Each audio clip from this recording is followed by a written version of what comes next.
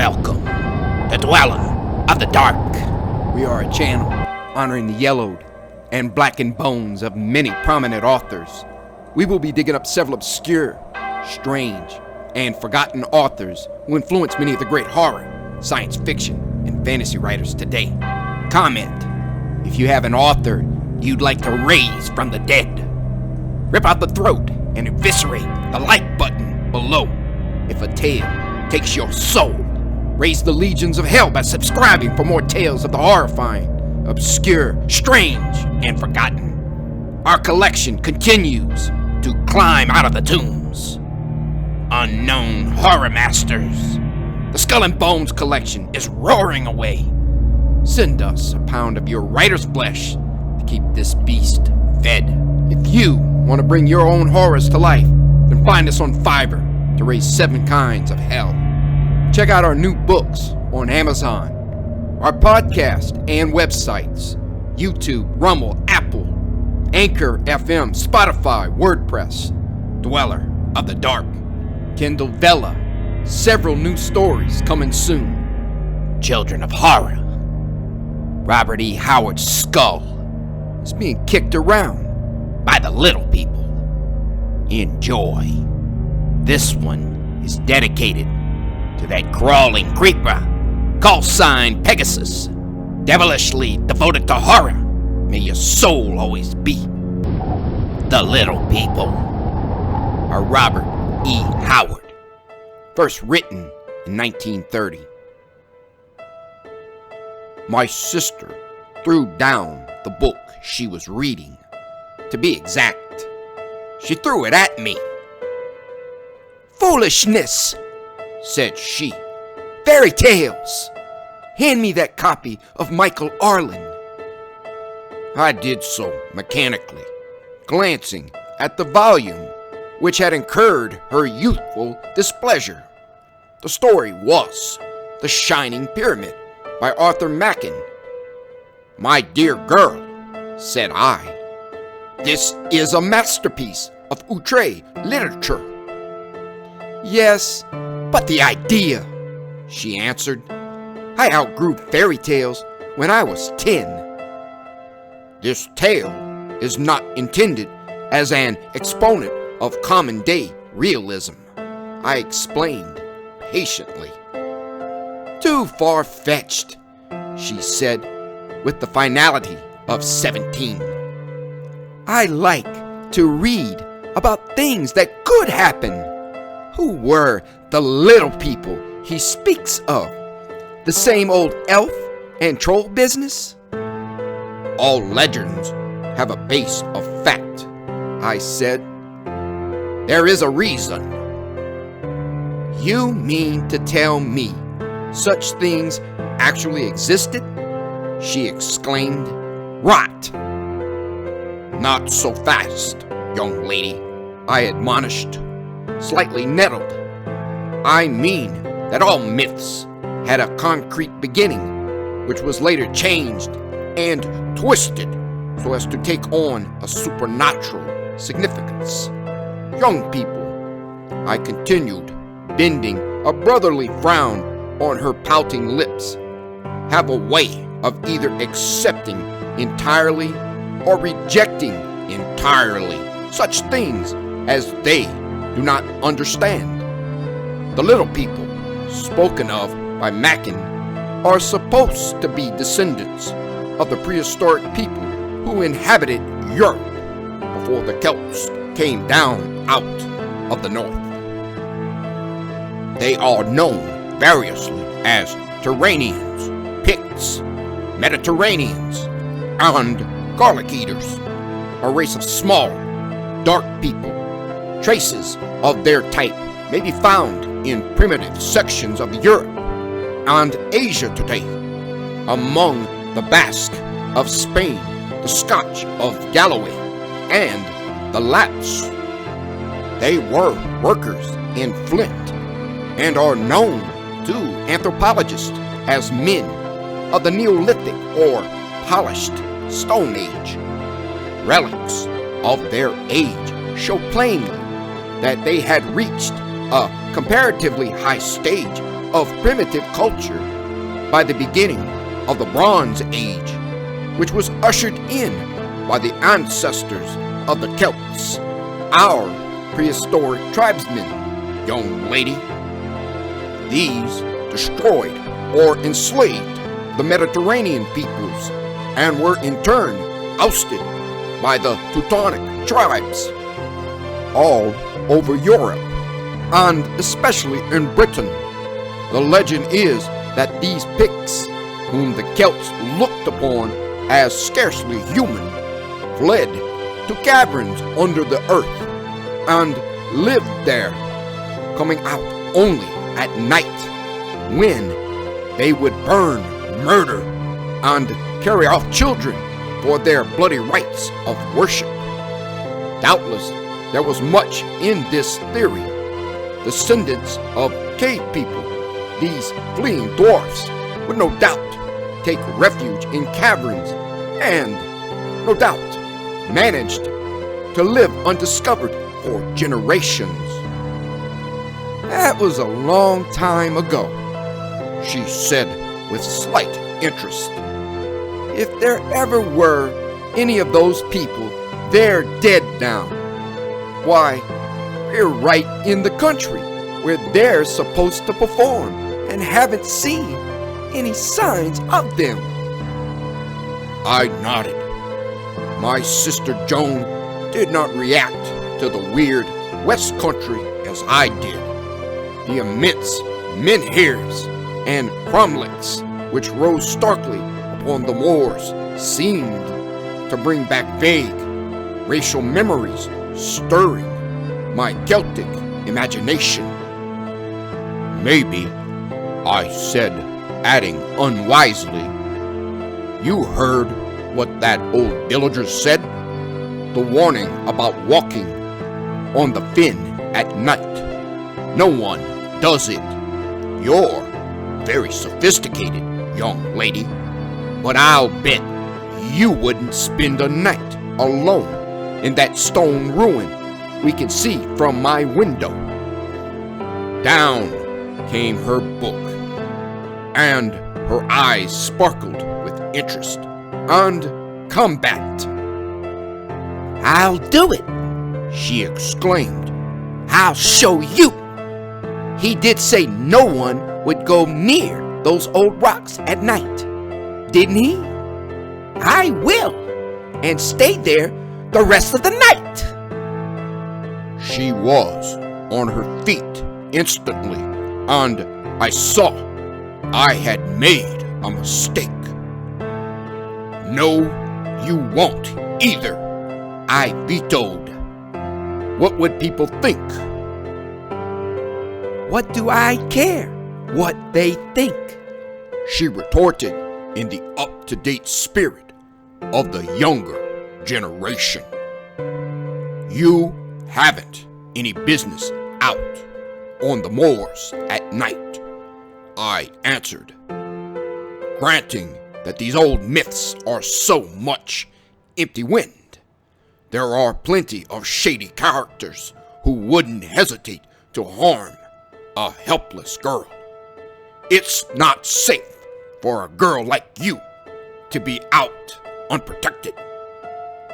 You mean I'm too pretty?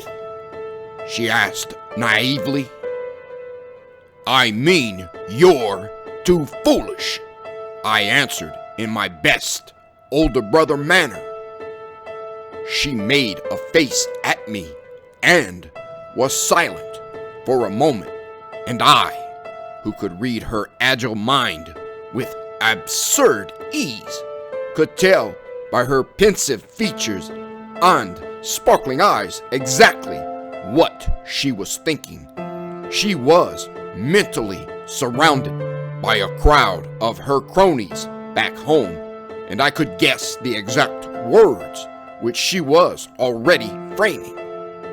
My dears, I spent a whole night in the most romantic old ruin in West England, which was supposed to be haunted. I silently cursed myself for bringing the subject up when she said abruptly, I'm going to do it. Just the same. Nobody will harm me, and I wouldn't pass up the adventure for anything. Joan, I said, I forbid you to go out alone tonight or any other night. Her eyes flashed, and I instantly wished I had couched my command in more tactful language. My sister was willful and high-spirited, used to having her way, and very impatient of restraint. You can't order me around, she flamed. You've done nothing but bully me ever since we left America. It's been necessary, I sighed. I can think of a number of pastimes more pleasant than touring Europe with a flapper sister. Her mouth opened as if to reply angrily, then she shrugged her slim shoulders and settled back down in her chair, taking up a book. All right, I didn't want to go much anyhow, she remarked casually. I eyed her suspiciously. She was not usually subdued so easily. In fact, some of the most harrowing moments of my life have been those in which I was forced to cajole and coax her out of a rebellious mood. Nor was my suspicion entirely vanquished when a few moments later she announced her intention of retiring and went to her room just across the corridor. I turned out the light and stepped over to my window, which opened upon a wide view of the barren, undulating waste of the moor. The moon was just rising, and the land glimmered grisly and stark beneath its cold beams. It was late summer, and the air was warm, yet the whole landscape looked cold, bleak, and forbidding. Across the fen I saw rise, stark and shadowy, the rough and mighty spires of the ruins. Gaunt and terrible they loomed against the night, silent phantoms from the past. Sleep did not come to me at once, however, for I was hurt at my sister's evident resentment, and I lay for a long time, brooding and staring at the window, now framed boldly in the molten silver of the moon. At length, I dropped into a troubled slumber through which flitted vague dreams, wherein dim, ghostly shapes glided and leered. I awoke suddenly, sat up, and stared about me wildly, striving to orient my muddled senses. An oppressive feeling as of impending evil hovered about me.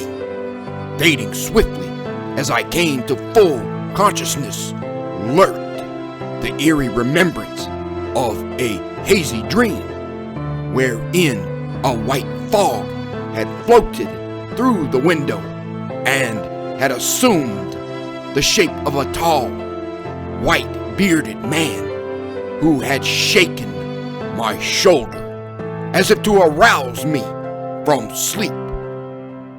All of us are familiar with the curious sensations of waking from a bad dream, the dimming and dwindling of partly remembered thoughts and feelings. But the wider awake I became, the stronger grew the suggestion of evil. I sprang up, snatched on my clothing, and rushed to my sister's room, flung open the door. The room was unoccupied. I raced down the stair and accosted the night clerk, who was maintained by the small hotel for some obscure reason. Miss Costigan, sir? She came down, clad for outdoors, a while after midnight, about half an hour ago, sir, and said she was going to take a stroll on the moor, and not to be alarmed if she did not return at once, sir. I hurled out of the hotel, my pulse pounding a devil's tattoo.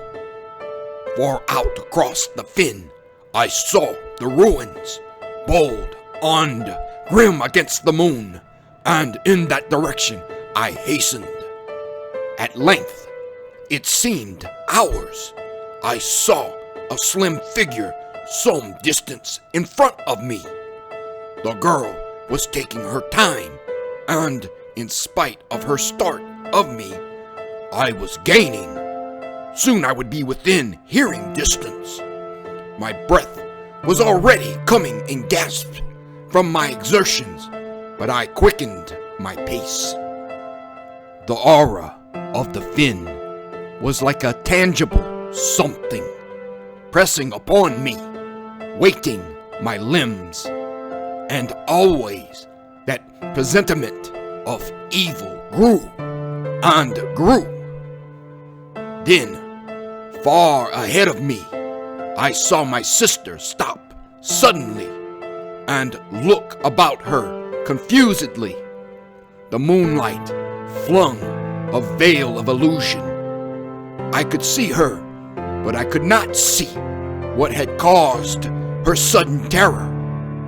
I broke into a run, my blood leaping wildly and suddenly freezing as a wild, despairing scream burst out and sent the moor echoes flying. The girl was turning first one way and then another, and I screamed for her to run toward me. She heard me and started toward me, running like a frightened antelope, and then I saw vague shadows darted about her, short, dwarfish shapes. Just in front of me rose a solid wall of them, and I saw that they had blocked her from gaining to me. Suddenly, instinctively, I believe, she turned and raced for the stone columns, the whole horde after her, save those who remained to bar my path.